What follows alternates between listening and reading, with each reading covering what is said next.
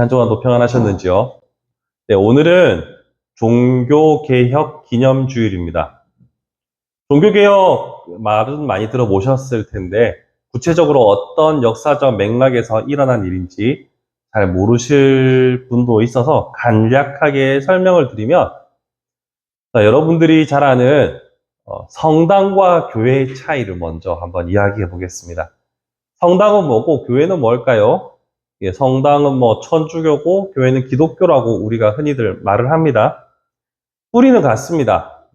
이스라엘에서 유대교의 뿌리에서 예수 그리스도의 오심으로 인해서 새로운 신약의 시대가 열렸고, 그렇게 생겨난 초대 교회가 313년쯤에 로마 황제가 국교로 인정하면서부터 거대한 유럽 전역을 비롯한 거대한 세력으로 기독교가 자라나게 됩니다. 그런데 힘이 있는 곳은 언제나 부패가 일어나게 마련이죠.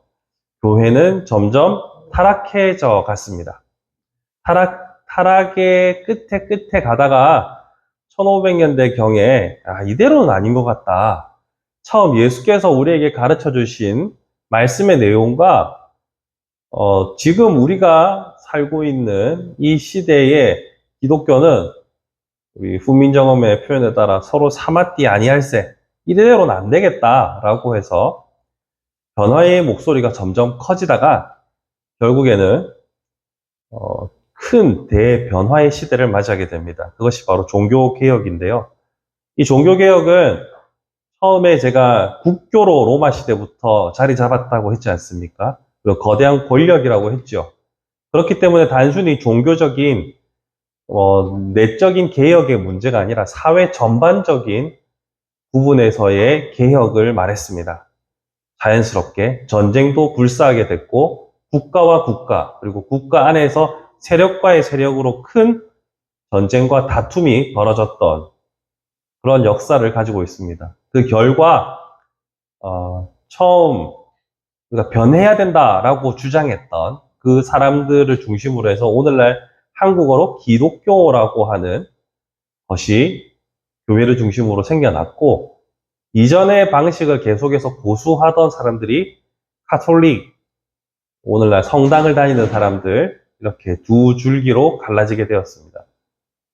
물론 카톨릭은 교황을 중심으로 하나의 단체인 것처럼 보이지만 우리 기독교는, 개신교는 여러 갈래가 있는 것을 보게 되죠. 그것은 아무래도 이전의 것에 대해서 저항하고 또 변화를 추구하는 관성이 계속 남아있다 보니 안에서 계속해서 분화하는 모습이 보이기는 합니다만, 그래도 원래 성경의 의미로 돌아가자라는 이 역사적인 흐름을 속에서 오늘날 한국의 기독교가 있는 것이죠. 그런 의미에서 우리 기독교에 대해서 한번 진지하게 생각해 볼 시간으로 오늘의 말씀을 한번 나눠 보려고 합니다. 여러분, 종교 하면은 뭐가 떠오르십니까? 신앙생활을 처음 접해보지 못하신 분 같은 경우에는 종교 하면은 막연하고 좀 광적인 사람들이 하는 것은 아닌가? 이런 생각이 들 수도 있을 거예요. 그런데 모든 사람들에게는 나름의 종교성이 있습니다. 그것을 어디서 알 수 있냐면, 나는 무교야, 나는 신앙이 없어 라고 하는 사람들도 징크스라는 걸 가지고 있습니다. 루틴이라는 것도 있죠. 운동선수들은 꼭 하기 전에 뭔가 하는 자신들만의 루틴이 있습니다. 과학적으로 설명이 안 되죠. 어떤 투수는 투수 마운드로 올라갈 때 그 1루에서 홈에서 1루로 가는 라인을 밟으면 부정탄다고 생각해서 항상 높이 점프해서 넘어가는 투수가 있습니다. 그 투수는 딱 특별히 신앙을 가지고 있지는 않습니다. 하지만 그런 미신적인 요소가 적용하는 거죠. 사람들이 이런 종교성을 가지고 있는 가장 큰 이유는 제가 생각하기에는 죽음 때문입니다. 우리는 내일을 알 수 없고 언젠가는 죽는다라는 항상 절벽을 마주하고 있는 삶을 살아가기 때문에 인간의 상식과 과학과 논리로 이해할 수 없는 그런 항상 벽을 마주하고 살고 있기 때문에 종교성은 우리에게서 떠날 수가 없습니다. 그래서 세상에 많은 종교들이 존재하지요. 종교학에서는 이런 종교들을 크게 두 개로 분류합니다. 하등 종교와 고등 종교. 하등 종교는 주술, 토템, 애니미즘, 뭐 이런 무당, 굿 이런 거 있지 않습니까? 이런 것들을 하등 종교라고 합니다. 반면 뭐 기독교, 천주교, 이슬람, 불교, 힌두교 이런 것들은 고등 종교의 부류로 묶습니다. 이 둘을 구분하는 가장 큰 차이점은 의나 도덕이나 선이나 어떤 가치를 추구하느냐 아니면 욕망을 추구하느냐로 갈라집니다. 하등 종교 주술이나 굿을 할 때 인류의 번영을 위해서 굿을 합니까? 아니죠. 수천만 원 혹은 많게는 수억 원까지 들여가면서 굿을 하는 이유는 자기 개인의 욕망에 걸림돌이 되는 것을 제거하기 위해서 씻김굿을 하는 것이죠. 연등행사에서 등을 달 때도 생각보다 비싸더라고요. 등이 길가에 절 안에 들어가느냐, 절 밖에 있느냐, 대웅전에 가까워지느냐 아니냐에 따라서 이 가격이 천차만별이더라고요. 왜 그렇게 돈을 투자합니까? 그것은 국가의 번영과 이웃의 행복을 위해서 달까요? 아니죠. 개인의 욕망을 위해서 답니다. 자, 여기서 우리가 중요하게 봐야 할 점이 있습니다. 제가 고등 종교와 하등 종교는 가치를 어디에 두느냐에 있다고 했죠. 불교는 한국에 들어오면서 이 토착 신앙과 결합을 해가지고 많은 주술적인 요소들이 들어갔습니다. 그래서 고등 종교와 하등 종교의 경계선을 오가고 있죠. 연등행사 같은 경우에는 하등 종교의 성격을 많이 띱니다. 그리고 스님들을 집에 모시고 하는 일들을 보면 굿과 다르지 않죠. 그러니까 고등 종교라 할지라도 하등 종교와 고등 종교 이 경계가 계속 왔다 갔다 하는 것을 방금 제가 드린 설명에서 이해할 수 있을 겁니다. 그렇게 되는 이유가 뭘까요? 그것은 인간이 가지고 있는 욕망 때문이죠. 사람이 가지고 있는 욕심은 끝이 없습니다. 그렇기 때문에 이 가치를 추구하는 의나 도덕이나 선이나 가치를 추구하는 고등 종교에서 하등 종교로 떨어지는 것은 순식간의 일입니다.